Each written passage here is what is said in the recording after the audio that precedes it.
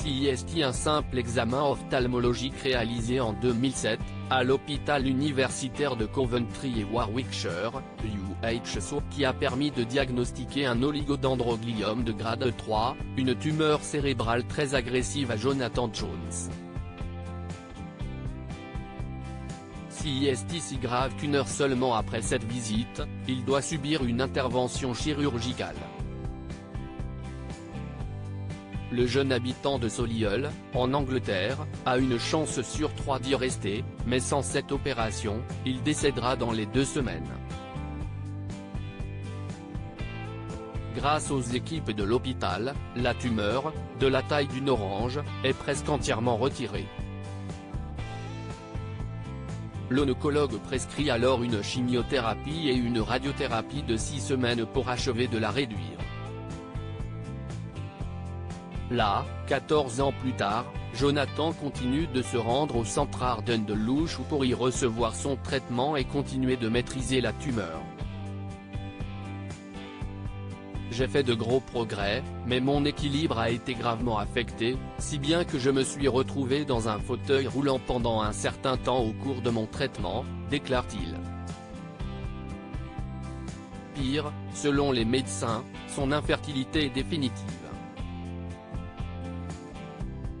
En quelques semaines, Danielle est tombée enceinte, sans avoir recours à la fécondation in vitro. Et puis, en 2019, notre homme rencontre Danielle Taylor, une coach sportive de 31 ans. Ce fut instantané, se souvient Jonathan. J'avais complètement abandonné l'idée de rencontrer quelqu'un. Mais elle était vraiment spéciale. Immédiatement, il avoue à sa dulcinée le mal dont il souffre. Quand il m'a parlé de sa tumeur au cerveau, il voulait me décourager. Sauf que ça m'a encore plus donné envie de le connaître, explique Danielle, par ailleurs maman de Sophia, 7 ans, et de Brody, 5 ans. Fous amoureux, les deux tourtereaux décident de fonder une famille à eux. Par précaution, Jonathan avait fait congeler son sperme avant sa chimiothérapie. Le couple engage alors une procédure de fécondation in vitro pour devenir parents.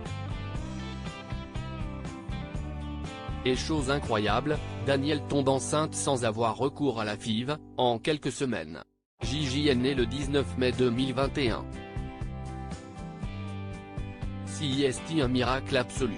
Il a été conçu naturellement alors que l'on m'avait dit que ce serait impossible. J'espère sincèrement que mon histoire va encourager d'autres personnes à rester fortes et pleines d'espoir, confie le jeune homme de 32 ans. Malgré la chimio, ma vie est parfaite. Jonathan est aujourd'hui à la tête de sa propre marque de vêtements, baptisée No Brainer, pas de prise de tête, dont il reverse une partie des recettes à l'association de lutte contre les tumeurs cérébrales. Malgré le périple que j'ai entrepris et les 170 séances de chimiothérapie que j'ai dû affronter, je ne me suis jamais senti aussi bien. Je me sens en pleine forme et je profite vraiment de la vie de jeune papa. Ma vie, malgré la chimio, est parfaite, conclut-il. Un beau message de résilience pour démarrer l'année 2022.